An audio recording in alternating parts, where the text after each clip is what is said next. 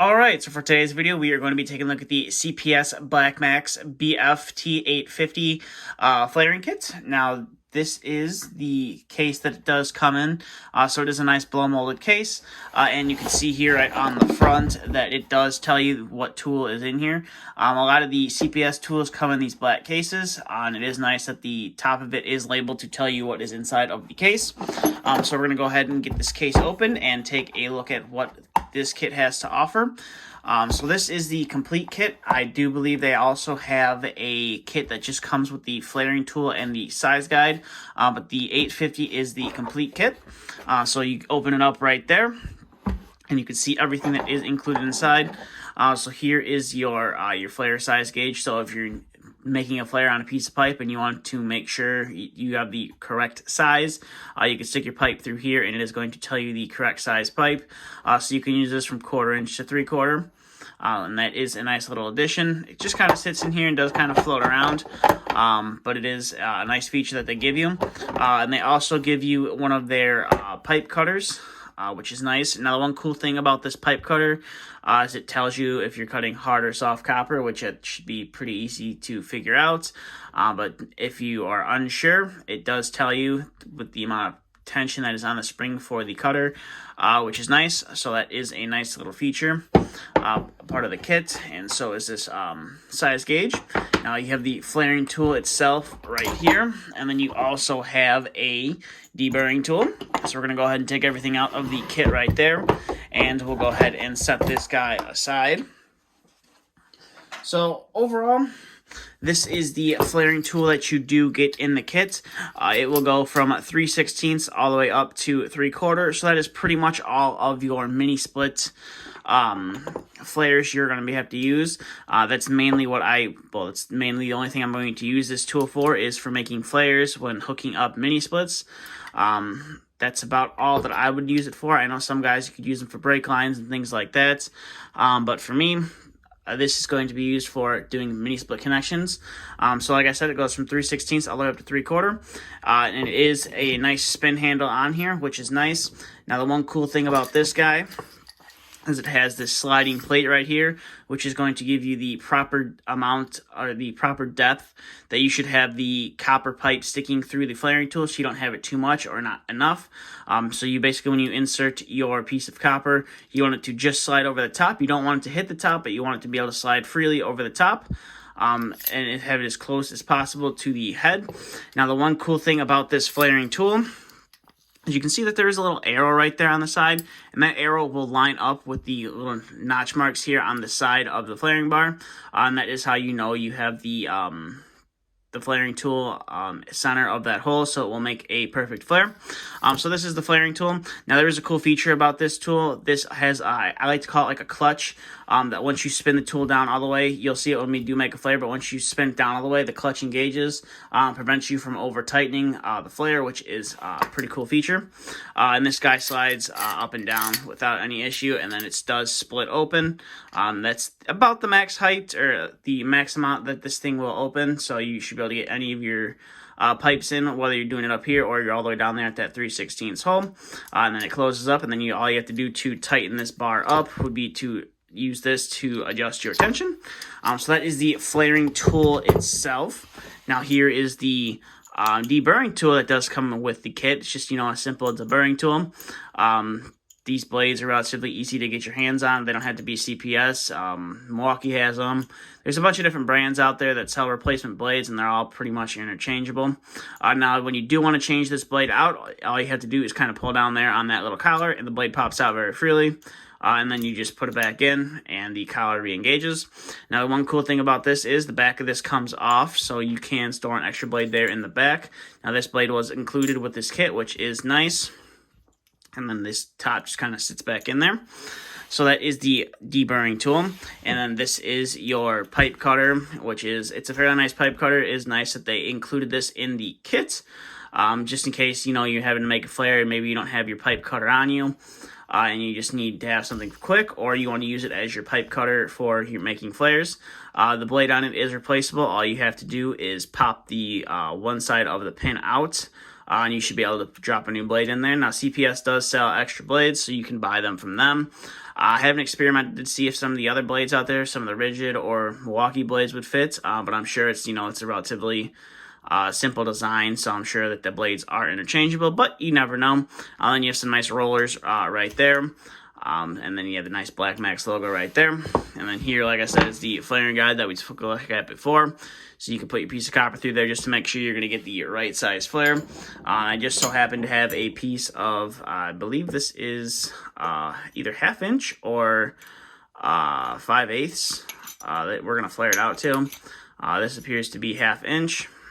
So we're going to go ahead and clean this guy up and make a flare. So the first thing before you ever make the flare is to go ahead and clean that copper up. So you're going to take your deburring tool, because if you don't clean that copper up, you're going to get a real nasty looking flare on the when you go to hook it up. You're going to have a nasty flare, and it may or may not end up leaking. So you just want to take your deburring tool and go around it quite a few times, just kind of clean up that copper from when you cut it with your pipe cutter. So go ahead and clean all that stuff out, and you can see all that stuff coming out from the inside of the pipe. So you want to make sure you deburr it nice and well. You should be able to stick your finger in there and not feel any sharp edges. So that is ready to go. So then we're going to go ahead and split our tool open, and we're going to go ahead and insert that guy into the tube. I guess I was wrong. It's not 1/2 inch, it is 5/8. So we'll go ahead and insert that into the tool. Now, as you can see, I do have it quite a bit on the high side, so we'll drop it down there, and I should be able to close it in on the tool. And like I said, see if I can go ahead and zoom in here for you guys. When you're going to move that little slide over, it shouldn't hit. It should just go right over. So as you can see right there, it just slides right over that. So that is how you use that. And then you will move your flaring tool up to that little line right there. And then all you have to do is tighten it down. So we'll go ahead and move it up just a little bit more. So we'll tighten it down right there. You don't have to go super tight on it, but you do want to make sure it is nice and secure in the tool. And we'll go ahead and show you how this tool works. So all you got to do is just spin the handle, and then once it gets to that perfect flare, it will engage. So you just keep going down like that, and you start to feel a little bit of tension and start to make that, the tool will start making that flare. So all you got to do is keep twisting it out like that. And eventually it will, the clutch will engage. So it is getting a little bit harder to turn. It just means the flare is about done. And then the clutch, as you see right there, it does engage. Now you can spin it and the will re-engage, as you see right there, but you go to spin it and it will stop you from spinning. So that is basically how you tell that you have achieved the flare. And then all you have to do is back it out like so. Just unscrew it. And then as you take it out, you should have a nice clean flare. So we'll take it out like that, break the tool free, and slide the tool back, and then open it up, and you should have a nice clean flare. So go ahead and zoom in on that.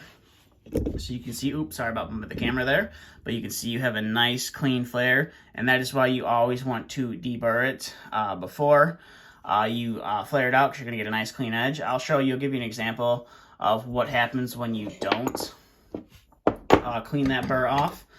You just go ahead and flare it out anyways. So make sure our piece slides over, it just slides over. So I'll move that guy up to the top, and we will put this guy in place here. And I will show you what happens when you don't deburr your piece of copper that you are trying to flare. Or you could also use this tool for aluminum as well, but generally in heating and cooling you don't typically run aluminum lines. The only aluminum that you'll run into for heating and cooling is going to be on your coil, on some of the newer coils that are out there, but most of them go from copper to aluminum, so you're never really going to have to worry about soldering onto that or flaring onto it, because aluminum's a lot softer than copper. But we'll go ahead and get this guy flared out. So the clutch engages right there, and then you just back it off, just unscrew it there, and we'll get that backed off of the tool. and I'll show you what happens when you don't clean the tool or you don't clean the copper, I should say, after you've cut it. So go ahead and get that guy out of there. So this is what happens when you don't clean the copper, and sorry about hitting the camera there. But this is what happens when you don't clean the copper. As you can see, you don't exactly have the cleanest of edges. I mean, it is a relatively clean edge, but there's still quite a few imperfections. But it doesn't make a good flare. So when you go to hook that up, you're going to have a higher possibility of something on there leaking. And that's basically why you always want to deburr your copper before you make a flare with it. So that was with that.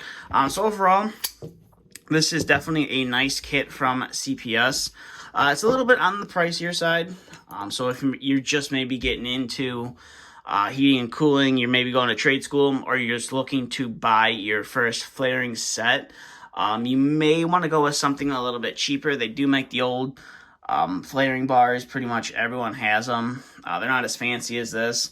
And they're definitely a lot cheaper than this. This kit will run you, depending on which one you get, can run you anywhere from $145, and that's just for this tool right here. Or you can get it for about $220 to $220 for this kit, depending on where you buy it and when you add tax and stuff into that. I personally decided just to go with the kit, get the complete kit, so that you had everything in the kit, and you're not having to, you know, scrounge around for all these different tools when you want to make a flare.